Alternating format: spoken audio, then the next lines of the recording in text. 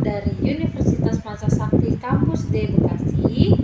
Kali ini saya akan membawakan materi mengenai prinsip-prinsip penilaian dalam konteks PAUD dan prosedur penilaian PAUD yang diampu oleh Ibu dosen Happy Ika Melvina MPD.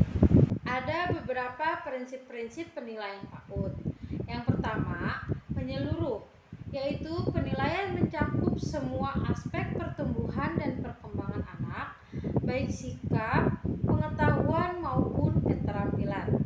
Yang kedua, mendidik. Proses dan hasil penilaian dapat dijadikan dasar untuk memotivasi, mengembangkan, dan membina anak agar tumbuh dan berkembang secara optimal.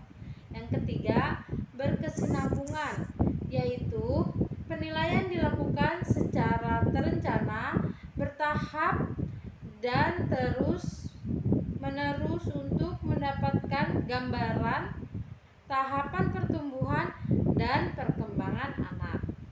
Yang keempat, objektif, yaitu penilaian didasarkan pada prosedur dan kriteria yang jelas. Yang kelima, akuntabel, yaitu sesuai dengan prosedur dan kriteria serta dapat dipertanggungjawabkan. Yang keenam, transparan, yaitu sesuai dengan prosedur dan hasil penilaian dapat diakses orang tua. Yang ketujuh, sistematis, yaitu secara teratur dan terprogram sesuai tumbuh kembang anak. Dan yang terakhir, bermakna, yaitu hasil penilaian memberikan informasi yang bermanfaat bagi anak, orang tua, guru, dan pihak lain yang relevan. Selanjutnya, prosedur penilaian. Yang pertama, guru melaksanakan penilaian mengacu pada tingkat perkembangan anak, capaian perkembangan, serta indikator yang hendak dicapai dalam kegiatan. Yang kedua, penilaian dilakukan secara integratif, yaitu guru melaksanakan penilaian menyatu dengan aktivitas pembelajaran dan kegiatan bermain berlangsung. Yang ketiga, pencatatan hasil. Yang pertama, dinilai dari kegiatan harian. Kemudian yang kedua, ada nilai bulanan. Yang keempat, hasil catatan penilaian rencana kegiatan harian dirangkum dan dipindahkan ke dalam rekap bulanan pencapaian penilaian perkembangan anak berupa narasi singkat.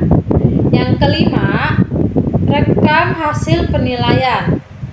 Rencana kegiatan harian bulanan disusun menjadi satu laporan yang dibuat secara deskriptif atau biasa disebut dengan penerimaan rapor.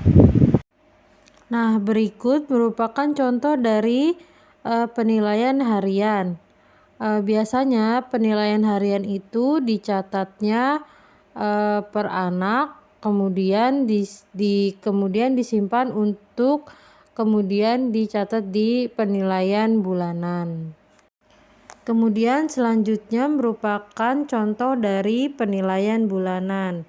Nah, di sini juga masih dicatatnya per anak, kemudian nanti dikumpulkan di bulan-bulan berikutnya, kemudian nantinya dirangkum, kemudian dijadikan narasi, dan biasanya ditaruh di dalam penilaian rapot.